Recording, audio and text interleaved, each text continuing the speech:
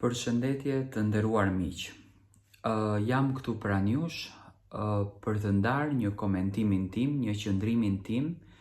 dhe për të folur rreth dy historive që në fakt unë kam ngritur shumë zërin ndaj artistëve shqiptarë. Çuditërisht në kulturën tonë po ndodhe një diçka, do me thënë që në natën kur kam parë artisten e madhe Tinka Kurtin dhe jetën e saj tashmë, një artiste që ka kontribuar shumë në artin shqiptar, dhe do të flasim dhe për ngjarjen e madhe në jetë të Parashivis Simakut, edhe pse nuk parafërsohen historitë fare, do me thënë Tinka është krejtësisht tjetër gjë. Fati ka dashur që nga jeta t'ia marrë të birin e saj gjën më të çmuar në jetë, ndërsa edhe Parashivia, do me thënë gjatë gjithë jetës ka luftuar për të takuar të djalin e saj pas shumë vitesh, pas jetës të vështirë që i ka ardhur. Ajo që në fakt mua po më befason në këtë mes është se si mundet institucionet kompetente të mos të kujdesen për artistët shqiptarë në pleqërinë e tyre. Unë e komentova edhe më herët punën e Tinkës, edhe po e komentoj edhe tani. Më vjen keq që një artiste e madhe të përfundon në azilin e pleqve,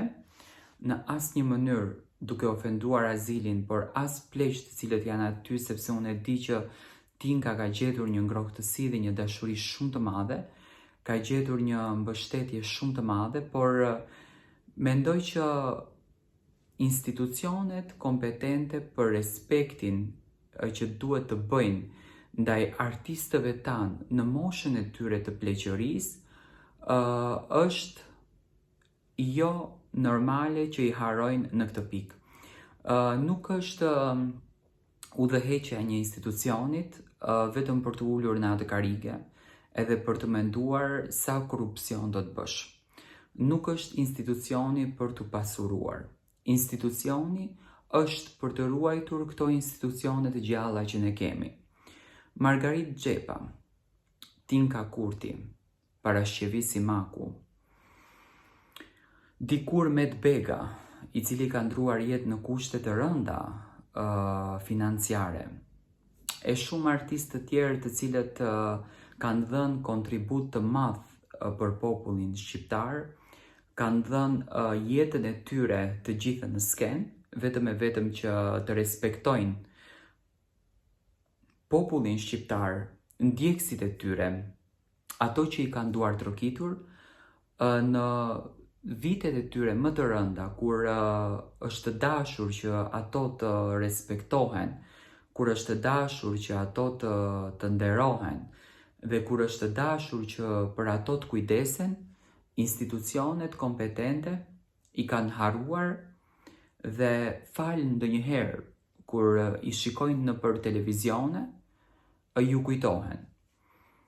Po të mos kishte dalur historia e Parashivis Simakut kaq shumë nëpër media, po të mos ishte përfolur kaq shumë nëpër media, po të mos e kishte nxjerrur ai televizioni amerikan Parashivis Simakun, jam shumë i bindur që askush nuk do ta kujtonte, ashtu siç nuk e kanë kujtuar ndër vite dhe në fakt edhe nuk e kanë kërkuar ndër vite. Do me thënë, ajo që unë tashmë po bëj një analizë edhe po arrit të kuptoj,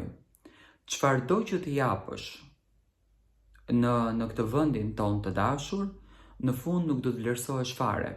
dhe do të hudhesh dhe askush nuk do të marrë një telefon për ty të pyetën si je dhe për çfarë ke nevojë. Si Tinka, të gjithë artistët, sepse ka shumë artistë si Tinka që tash edhe nuk na kujtohen, por nëse ne do të bëjmë një analizë,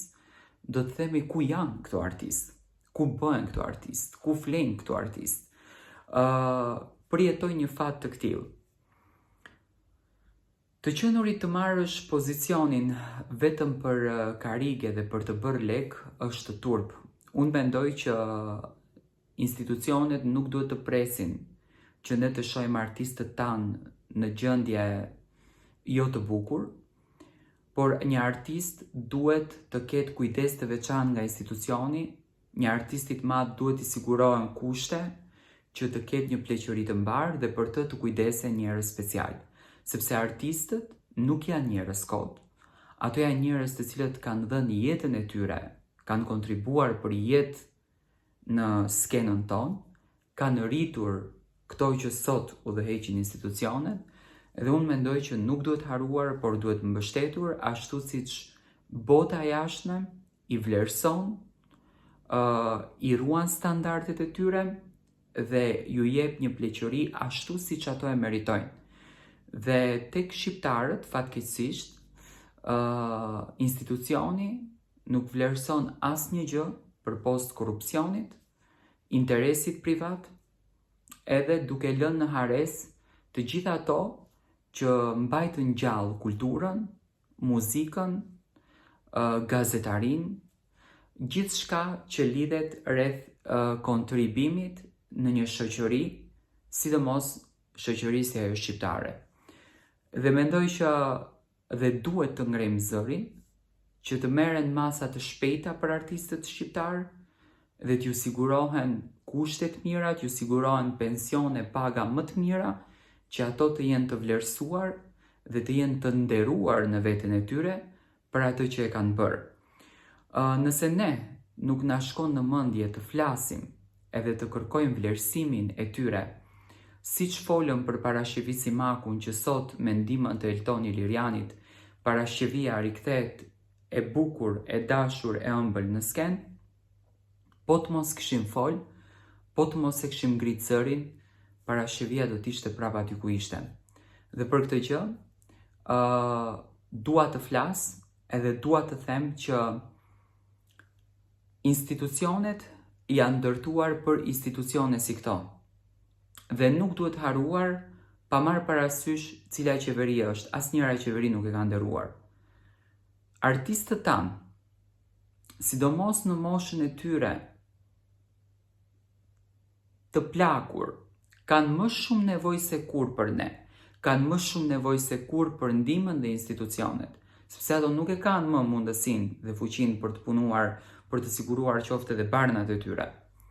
Andaj, le të merren institucionet më seriozisht, po e përmend disa herë fjalën institucionet, që të shkojë deri në vesh të tyre, dhe le të mos e shohin interesin vetëm personal, por le të hapin librin e jetës, le të hapin librin e së kaluarës, le të mësojnë se kush ka kontribuar dhe le t'i kërkojnë ato, le t'i shpërblejnë, sepse ato kanë nevojë